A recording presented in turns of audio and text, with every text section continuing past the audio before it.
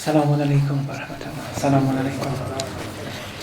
بسم الله الرحمن الرحيم. الحمد لله رب العالمين وصلى الله على محمد وآله الطاهرين.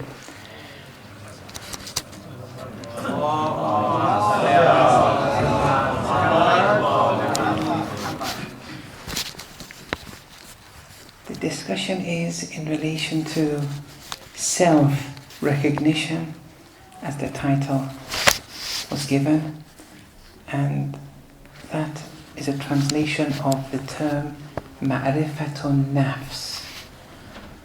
It's a kind of irfan, ma'rifa, gnosis of the soul. This is a tariqah. Today and tomorrow I want to open up this tariqah. It's very important. Allamah Tabatabai has opened this up in one of his works, and it has different aspects to it, and inshallah we'll benefit from it with a few practical procedures too as we proceed, inshallah, especially tomorrow. Chapter 5, verse 105. Ya ayyuhalladhina amanu, O you who believe, alaykum anfusakum, observe, pay heed to, be attentive to, observe your souls. La yadurrukum man dhalla idha ihtadaytum. One who has gone astray will not harm you if you are guided.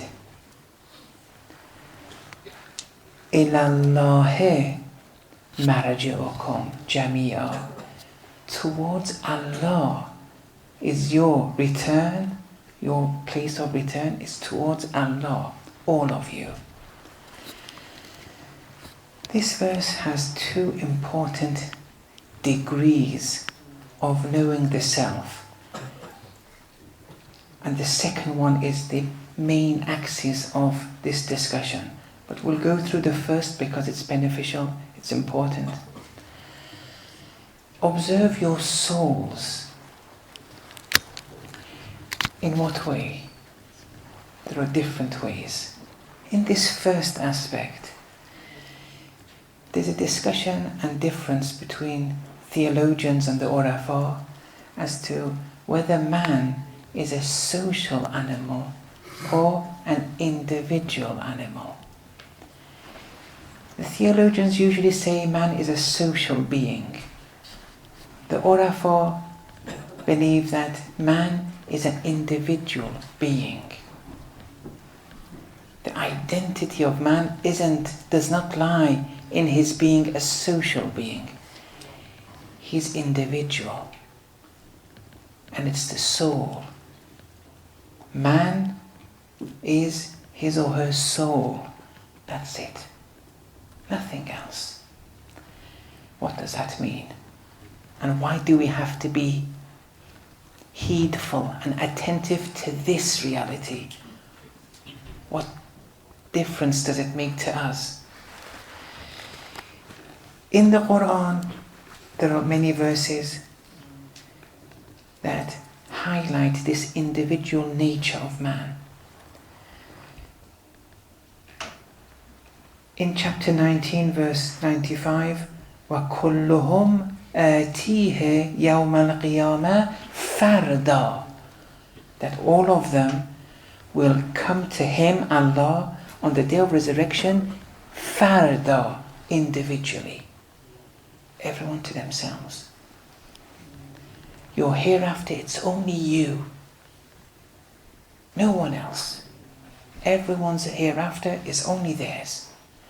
It's you, and the actions that you did will manifest before you. That doesn't mean you won't see your father, mother, friends, and other enemies depending on what you've created for yourself. The hereafter is a manifestation of your actions in this dunya. Like in your dreams, it's only you. Your soul is dreaming. There's no one else. It's only you. But in your dreams, you see your mother, father, brother, sister. You see an animal attacking you, or you see good things. But it's only you though. During the day, whatever you did will be manifested in your dreams. The relationship between what you did during the day and in your dreams is like the relationship of what you did in the dunya after 90, 100 years and the hereafter.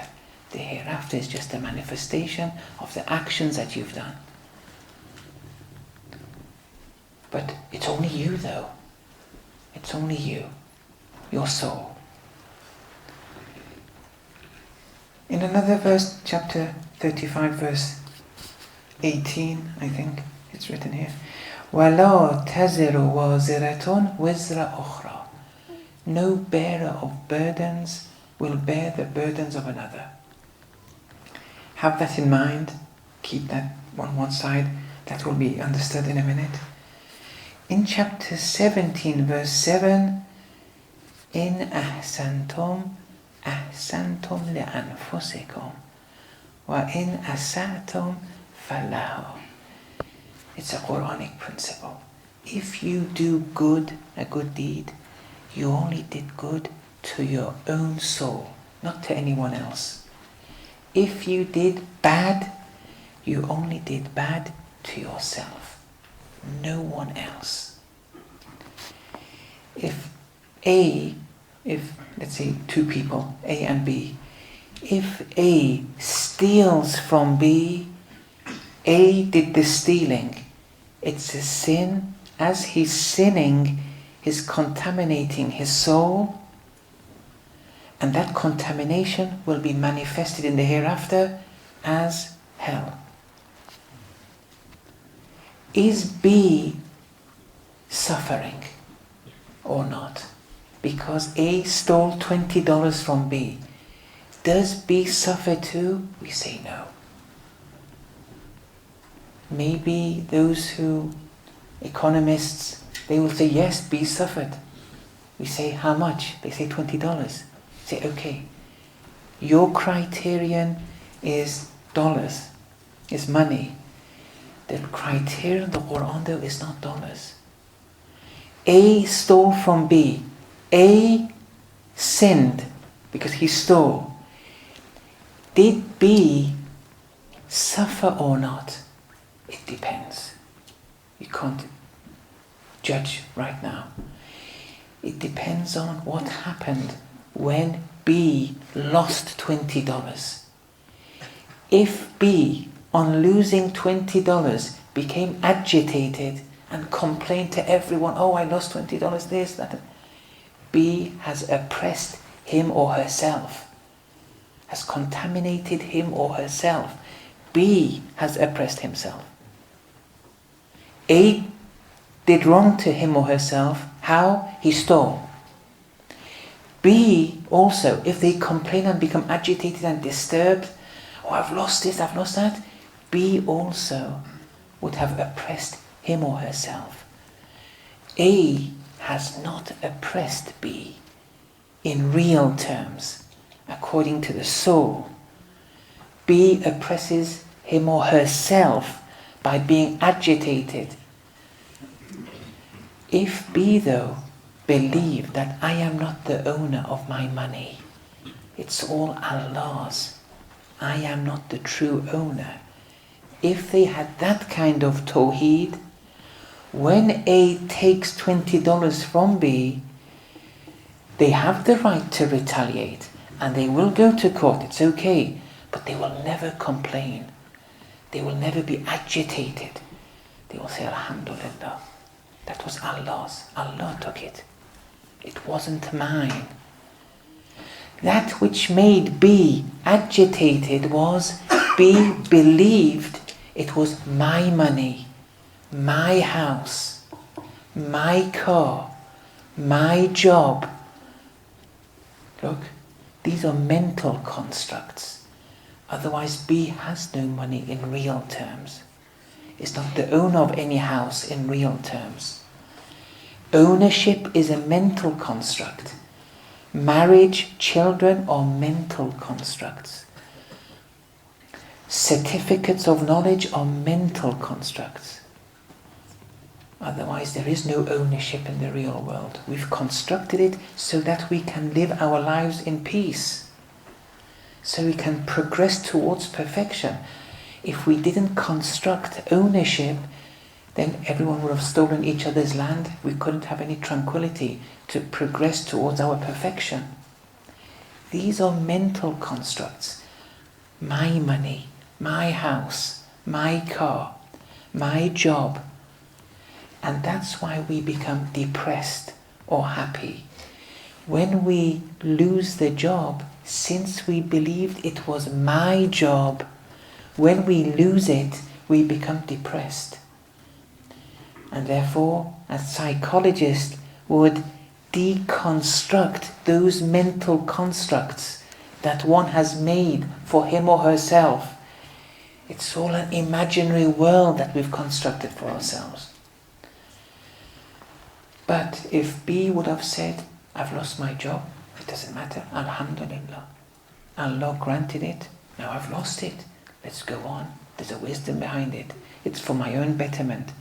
They stole my car, alhamdulillah, it wasn't mine. It was Allah's doing. He did it. And it's for my own betterment. It wasn't my car, it doesn't matter. I have no attachment to the big car, to the big house, to my money. I'm detached. Whatever Allah says. Lady Zainab alayha salam, ma ra'aytu illa jamila. On Karbala, the plains of Karbala, there was murder. Those actions, she only saw Allah. Look, that kind of tawheed we need. And the reason why we become depressed or we become happy in the pseudo sense is because of these constructs. It's all a dream that we've made for ourselves. And we have to get detached from that. But the point was, it's all your soul. You do good, you're benefiting. You do bad, you're at loss. You do good to someone, you're benefiting. Whether they benefit or not, we don't know. Depends how they receive the act.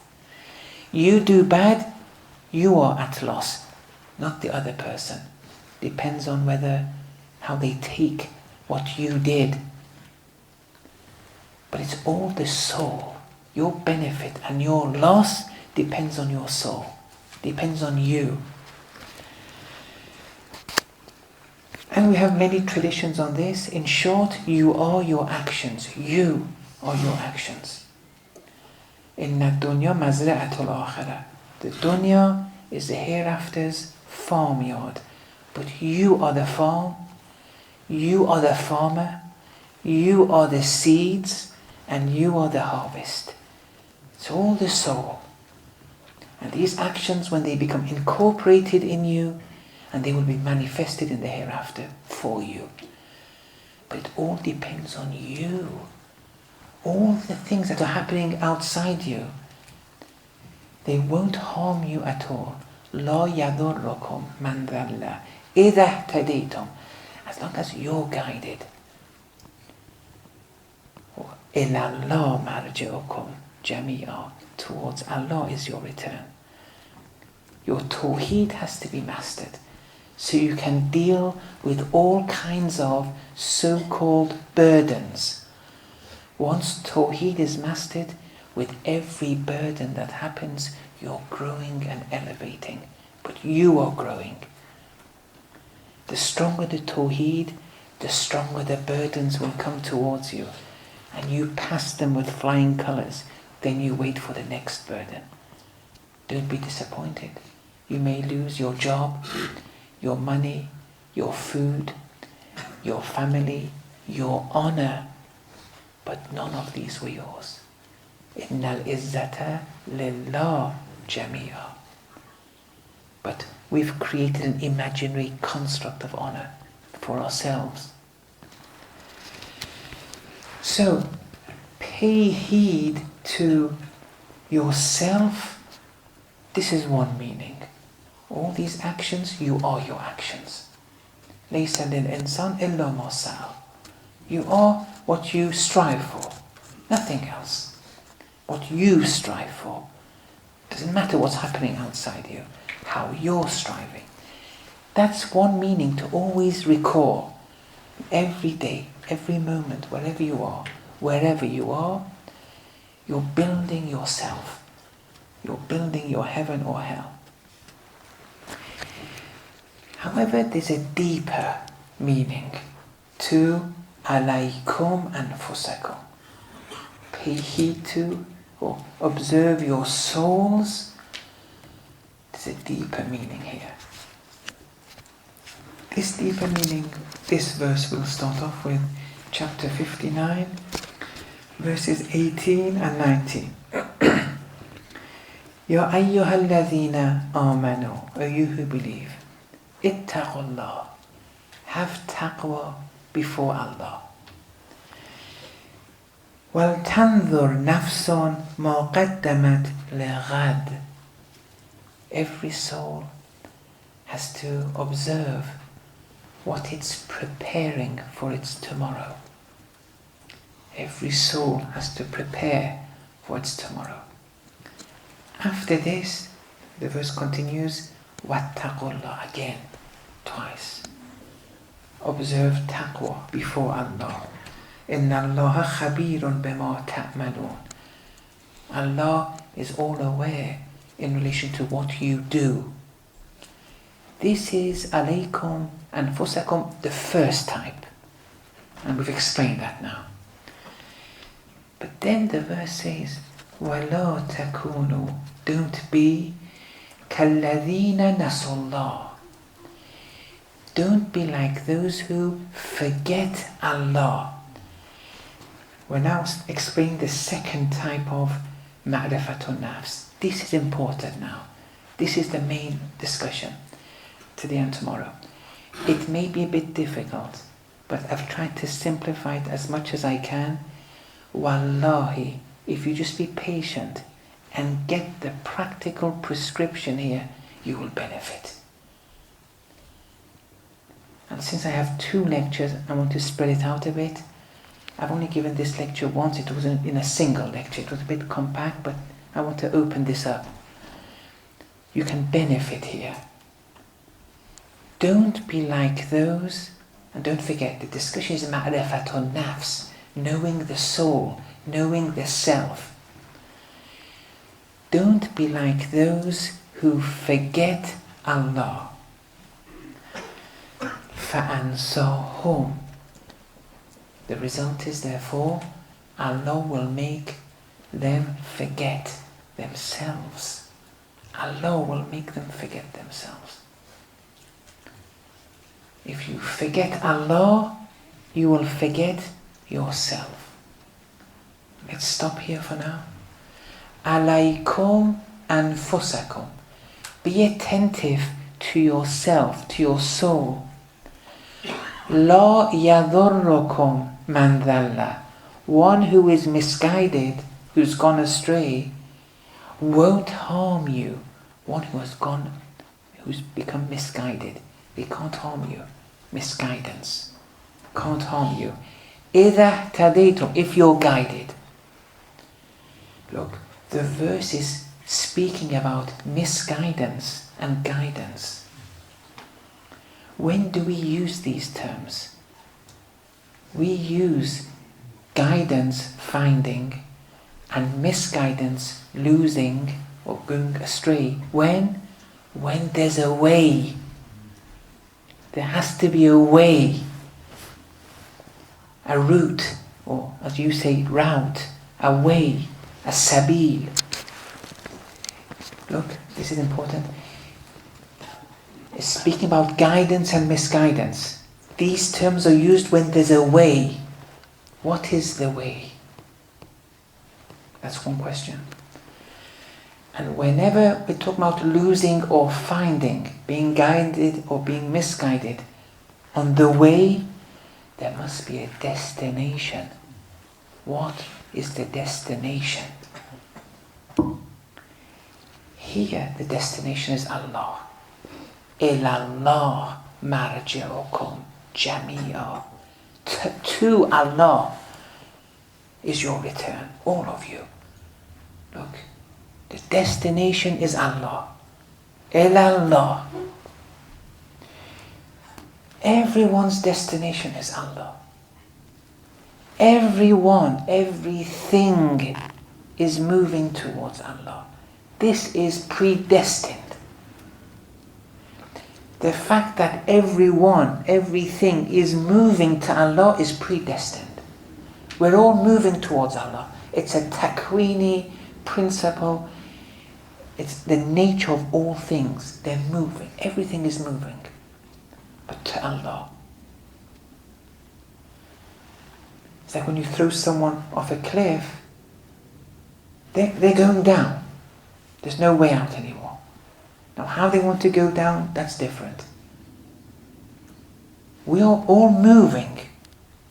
Ya ayyuhal insan, innaka kadihun ila rabbik kadha. Oh man, look, oh man. Whenever the Quran starts, oh man, it's a takwini principle. It's a cause and effect principle of nature. It applies to everyone. Oh man, verily you're striving towards your Lord.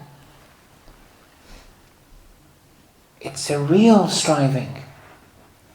Everyone is striving towards their Lord. فَمُلَاقِي, therefore you'll meet Him. Look, be you Muslim or non-Muslim, you're striving towards Allah and you'll meet Him. But which attributes of Allah have you acquired?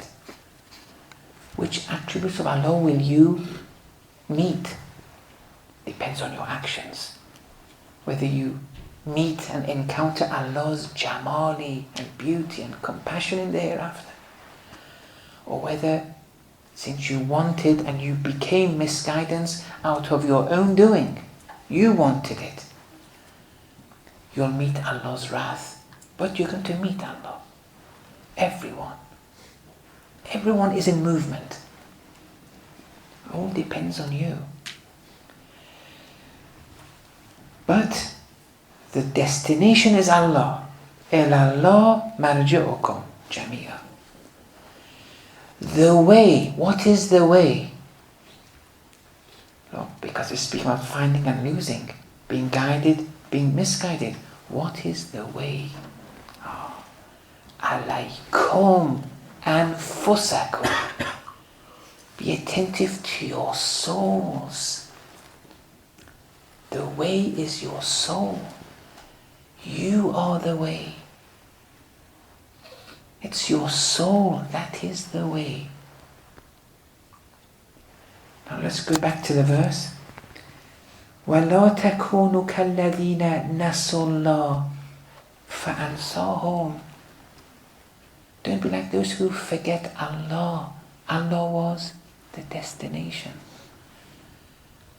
If you forget the destination, فَأَنْسَاهُمْ, Allah will make you forget yourself, the way. You forget the destination, you'll forget the way.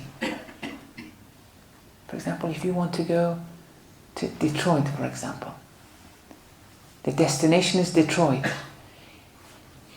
and you're traveling towards Detroit. If you forget Detroit, you've forgotten the way. It doesn't make any sense. You've lost the way. But as long as Detroit is the destination, you know the way. You won't forget the way. Don't be like those who forget Allah. Ilallah marji'ukum. Allah's the destination. If you forget the destination, فَأَنْسَاهُمْ, you'll forget yourselves. Allah will make you forget yourselves. It's a cause and effect relationship here. You did wrong though. What was that primary wrongdoing? Forgetting Allah. We'll speak about that later.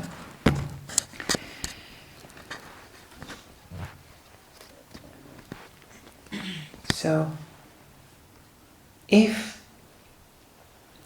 you forget Allah, you forget What? The soul, the self. In logic, if we turn this around, it becomes, if you forget the soul, you forget Allah. If you turn it around. Now we have something, it's called the obverted contrary, where you turn it around and you put both sentences in the contrary form. So, you forget Allah, you forget the self. Turn it around, you forget the self, you forget Allah. Make it contrary. If you know yourself, you know Allah. The obverted contrary is always true. The obverted contrary of any statement which is true, the obverted contrary of any true statement is true. Now you can make them up for yourselves later and try it out. Obverted, turn it the two sentences the other way around, and then make it contrary. You forget Allah, you forget the soul. That's the statement. The Quran says it, it's true. We want the obverted and then make it contrary. Obverted, make it the other way around. If you forget the self, you forget Allah. Now make the two negatives positive. You know the self, you will know Allah. Man arafa nafsa faqad arafa rabba. One who knows the self will know Allah. But there's a problem here. You're saying if one gets to know the soul, one gets to know Allah. Is that correct? Or as some people say, if you know and study creation, you will get to know Allah. Is that correct? Some people say, if you know the attributes, you will get to know Allah. Some people say, through rationality, you will get to know Allah. All of this, though, is shirk. Shirk in the concealed form, not that shirk in the open form we say X person is Allah, no. But it's shirk. All these four statements are problematic according to traditions of the Ahlul Bayt. Why? It's like the designer argument. The world has a design. Whatever has design has a designer. The world has a designer. Therefore. And they say this proves God. Is that right? That proves Allah? No. It proves that there's a designer. That's it. Is it one designer or two designers? Is the designer a necessary existent or a contingent existent? That we have to prove separately. You can't get to know Allah through creation. No.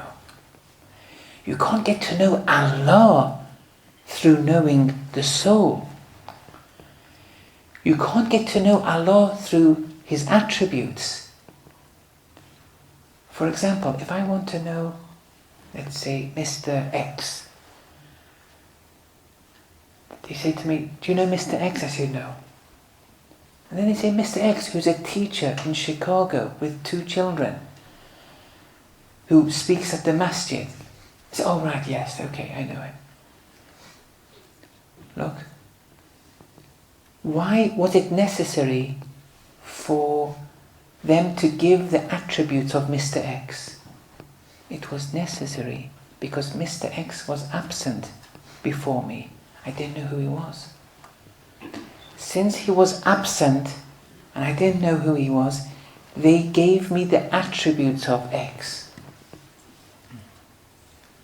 But with Allah you can't say this because Allah is never absent. Look, it's wrong to go through this route. He's never absent. What does it mean? In one dua by Imam Hussein alayhi salam,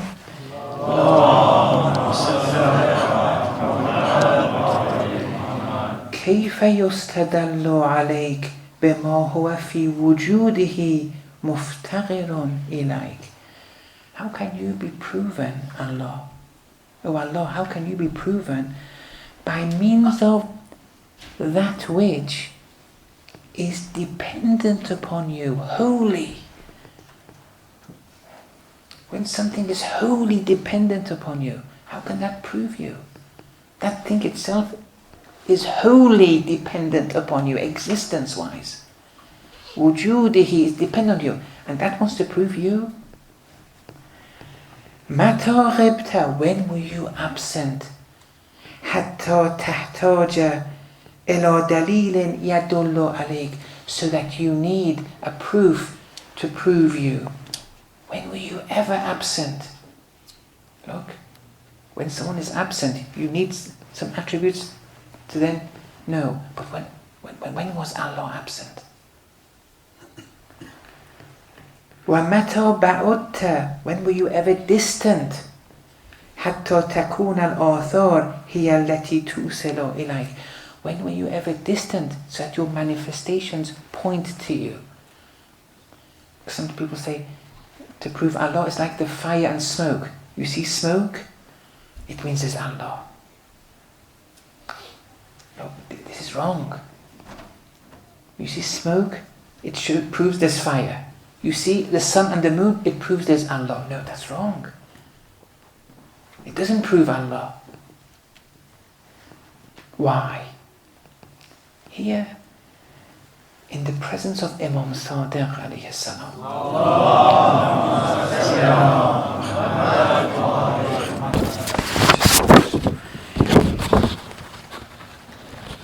In the presence of Imam Sadiq, someone said, Allahu Akbar. God is greater. The Imam said, greater than what? The Imam was testing him. The man said, greater than everything, all things. Imam Sadiq said, Haddatta, you've limited Allah. It's a form of shirk. You've limited Allah. Because you say there's an Allah, and there are other things, and Allah is greater than other things. You've segregated Allah from creation. You've limited Him. And those who believe once upon a time there was Allah and nothingness, and Allah created something from nothing, they've limited Allah. And the Urafa don't accept this either. Nothingness doesn't exist. We don't have nothingness. We only have existence. There's no beginning to creation. There's no end because there's no beginning and end to Allah. Then you see Allah and nothing, and then Allah created something from nothing. That's impossible. There is no nothingness. And then let's assume there is. If something like the sun, the moon or whatever comes from nothing, that thing becomes mutually exclusive from Allah, separate from Allah. And that's limiting Allah.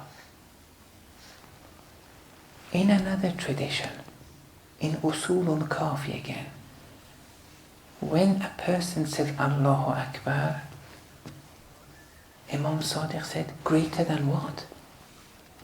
And the man said, greater than all things. The same problem with the other one. Here the Imam said, وَكَانَ ثَمَّ شَيْءٌ فَيَكُونُ أَكْبَرُ مِنْ. Is there anything there for Allah to be greater than? Meaning, don't say Allah and then separate from Allah, the sun, the moon. Everything is a manifestation of Allah's attributes. It's in unity with Allah subhanahu wa ta'ala. I'll explain that a bit later on. But the Imam said, is there anything there for you to say Allah is greater than? Because the man believed in this way of Tawheed. There's Allah, separate from Allah, the sun, moon, plants, animals, and Allah is greater than each of these things. You've separated them from Allah. You've separated Allah from creation. Is there anything there for Allah to be greater than?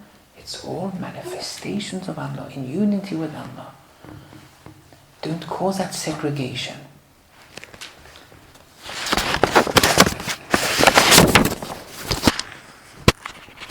Also with concepts, rationality. When you want to conceptualize Allah, it's shirk. It's okay. Don't be scared when I say shirk. It's not haram, but it's not perfection. We may speak about this more tomorrow. It's not perfection though.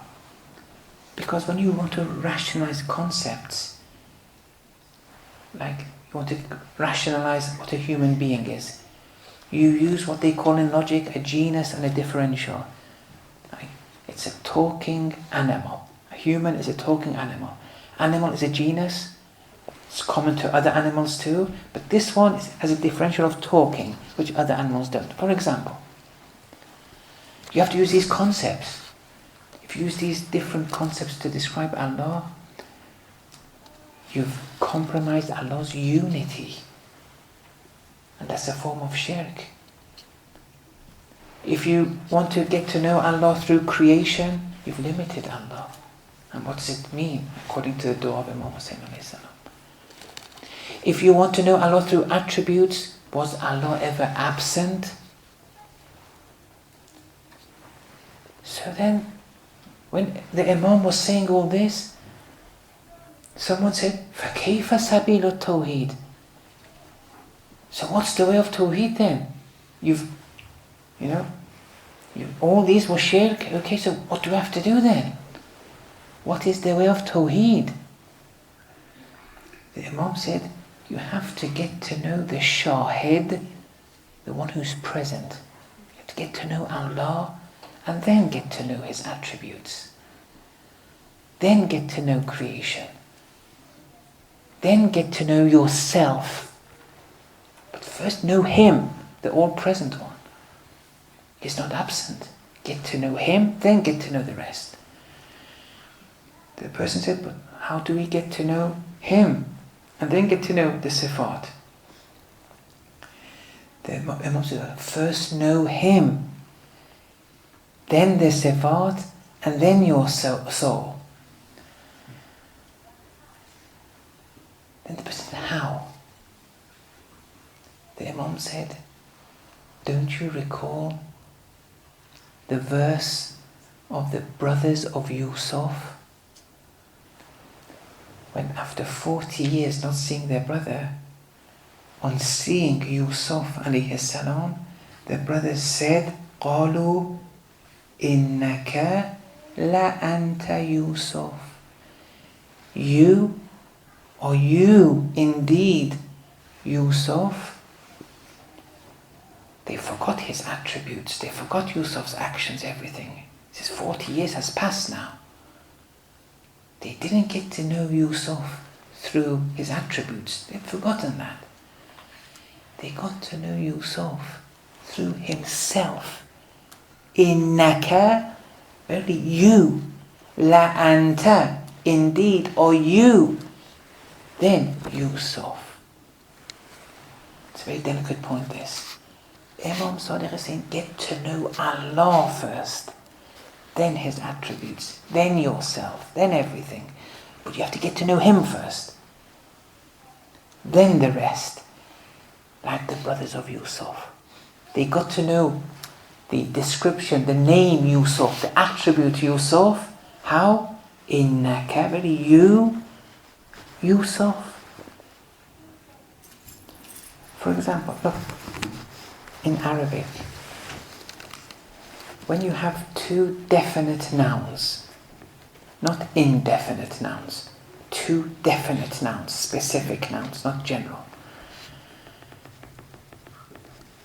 and you want to use a sentence, which one comes first? They say that which is known to the listener, bring that first. For example, you all know who Ali is. You don't know who Zainab's father is. Just an example here. You know Zainab and you know and they say Zainab's father, but you don't know who Zainab's father is. You didn't know. Then on this side there's Ali. You know who Ali is. Just general names I'm giving. You know who Ali is. You don't know who Zainab's father is. Here, you would say in Arabic, Ali is Zainab's father. Ali, the subject in the sentence, the predicate is Zainab's father, is the predicate. They're both definite nouns. Ali and Zainab's father. Which one you come first? That which is known to the listener. You use Ali first, because the listener knows who Ali is. But that listener didn't know who Zainab's father was. Now they know after you tell them. But before they didn't know that this Zainab's father, it was him. Here in this verse, it says, Innaka, you are Yusuf. You see, Yusuf, it wasn't known to them. But they got to know it, through him himself. His essence. Innaka. You are you, Yusuf. Yusuf came after you. Through him, the Yusufness then followed. But first, he was known. If we want to know creation, if we want to know ourselves, if we want to know attributes, we have to know him first. That's the way. Now, here, therefore, as a result of this, man arafa nafsa, one who knows his soul, faqad arafa rabba, they know their Lord. That can't be the case. But if you look carefully at the wording, one who knows one's soul, faqad arafa, they knew their Lord. They knew. And so Ayatollah Jawadi Amli says, min qablo is hidden in the sentence. One who knows one's soul, they knew their Lord from before. Because you can't know your soul if you don't know your Lord. It's not possible. Man arafa nafsa, one who knows one's soul, they knew their Lord. So you have to know your Lord before you know yourself. Now, the question is,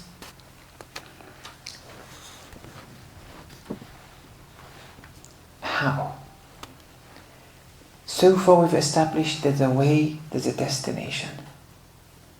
You have to know the destination, Allah, your Rabb, before you know yourself. That much we've established. You have to know the destination. If you don't, or if you forget, you've forgotten the way.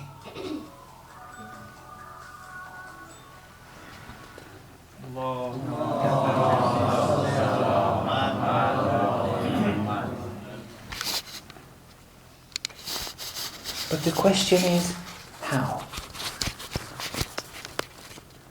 Don't say if you know the way, you'll know the destination. No. You have to know the destination before. And then you'll know the way. As long as you know the destination, you know the way. You forget the destination, the way is lost. The destination being Allah, the way being the soul. How? How do we get to know Allah? How? You have to bear with me here. Bismillah ar-Rahman ar-Rahim. Alif, Lam, Mim, Ghulibat ar-Rum. The Romans were defeated. This has a historical narrative, but like all stories of the Quran, it's a story of the soul. all stories of the Quran are explaining states of the wayfarer's soul. Now look at this story and how it's explaining it. غُلِبَتِ الرُّومُ. The Romans were defeated. The soul has been defeated. The soul. It's not necessarily a bad thing yet, but the soul has been defeated. في أدنى الأرض. In the lowest, or in a low land, the historical context, in the traditions of the Ahlul Bayt, Ard is in relation to the heart. In the lowest heart, the soul has been defeated, i.e. the nafsul ammara, the nafsul ammara bisu has predominated. The soul has been predominated by evil.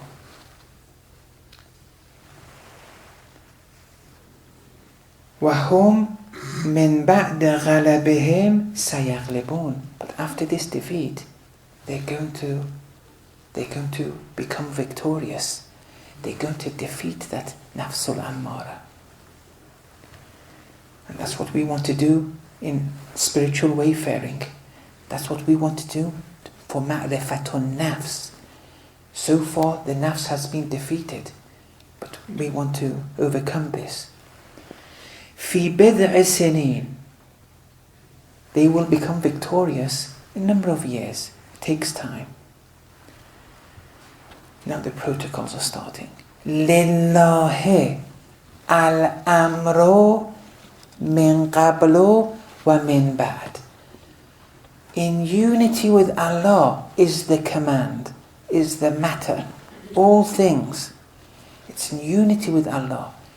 From before and after.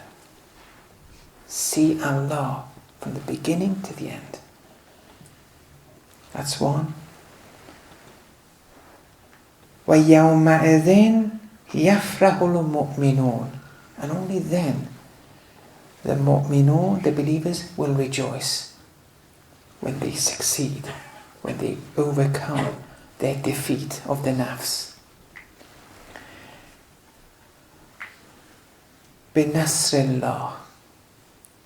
They rejoice in Allah's help, on getting Allah's help, incorporating it, they rejoice. يَنْصُرُ مَن يَشَاءُ. Allah helps those that want it. You have to want it to spiritually wayfare. وَهُوَ الْعَزِيزُ الرَّحِيمُ. Allah is all honorable, all merciful. You just have to make an effort. وَعَدَ اللَّهِ. The promise of Allah. لَا يُخْلِفُ اللَّهُ وَعَدَهُ. Allah doesn't go against His promise. What was His promise? A few verses back, in the last verse of the preceding chapter, this was chapter 30, the last verse of chapter 29 reads, وَالَّذِينَ جَاهَدُوا فِينَا لَنَهْدِيَنَّهُمْ سُبُلَنَا. Those who strive in relation to us, towards Allah, we will most definitively guide them to our ways. But they have to strive. This is a promise. Allah's given this wa'ada. Allah doesn't go against His promise. But you have to want Allah's help. You have to strive for a number of years. And have in mind, lillah, min qablu wa min ba'd. I'll explain that in a minute. وَعْدَ اللَّهِ لَا يُخْلِفُ اللَّهُ وَعْدَهُ. Allah doesn't go against it. His promise He doesn't go against. However, وَلَكِنَّ أَكْثَرَ النَّاسِ لَا يَعْلَمُونَ. The problem is that most people, they don't know this reality. They don't know this reality. They don't believe in this reality. That were they to strive, they can reach that destination.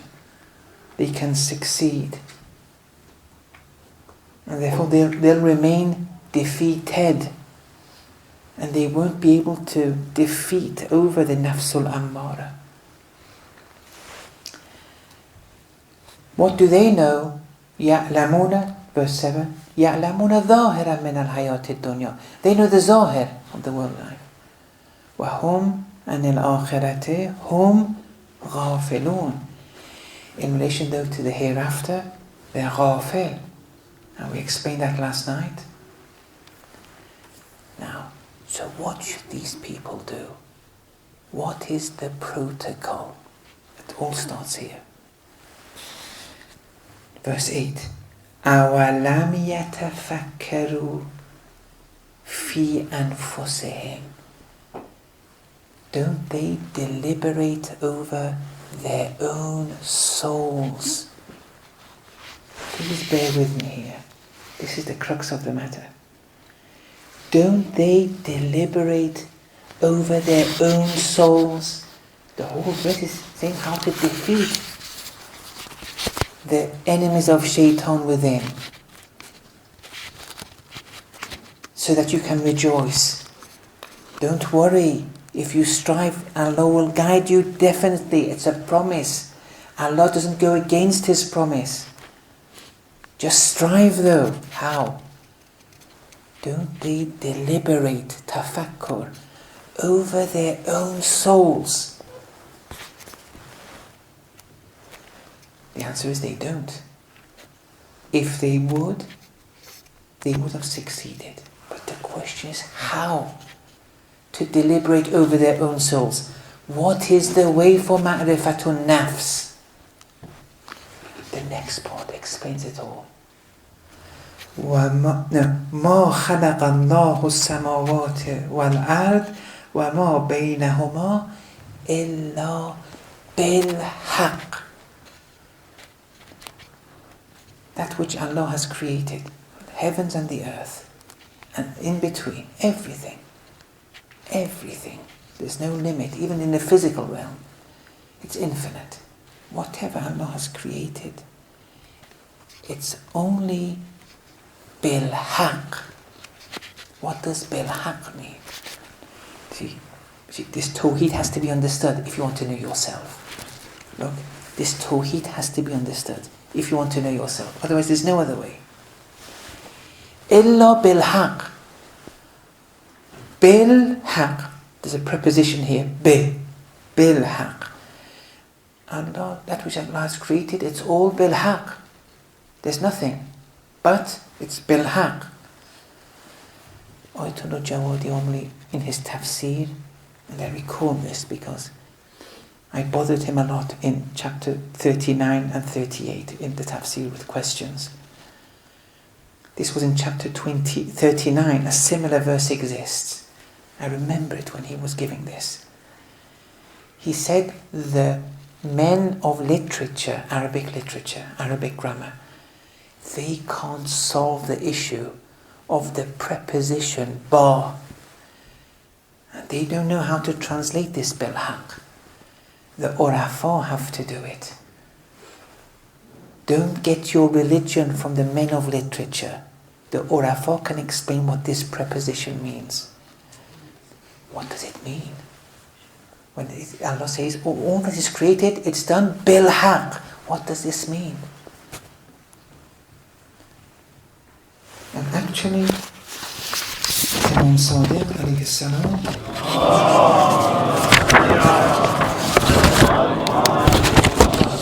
when the person was asking what is the way, there, if I can find that part of the tradition, he was saying in relation to whatever is creation, see it lillah and bil-haq.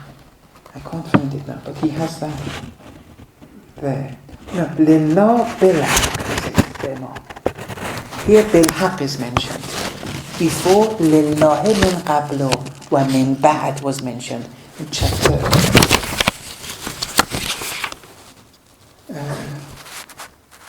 it was 4, I think. No, verse 4 of chapter Rum. Lillah min qabl wa min ba'd. Now it's saying whatever is created is bil haq. The Imam said, Lillah bil haq, see everything. What does this mean? Why is it important for this kind of tawheed? And why does this make us know our nafs? And we can't know our nafs through another way. It has to be through this way. I have to give an analogy, just to make things simpler. It's not a philosophical debate right now. You imagine a clothes shop. It's all clothes there. Shirt, trousers, skirt, gloves, hat. Okay? We say the designer or the person who was making the clothes, what did they use when they were designing, making all these clothes? They used nothing but thread. It's only thread. It's only thread. We see this shirt, someone else sees the trousers, someone sees the gloves, someone sees the hat. The Arif sees nothing but thread. That shirt, that trousers, gloves, the hat has no existence minus the thread. It's only thread. When the hat warms your head, is the hat warming your head or the thread? It's the thread. The hat has no existence. We've imagined it. It's only thread there. When we say the hat is beautiful, we attribute the beauty to the hat or to the thread.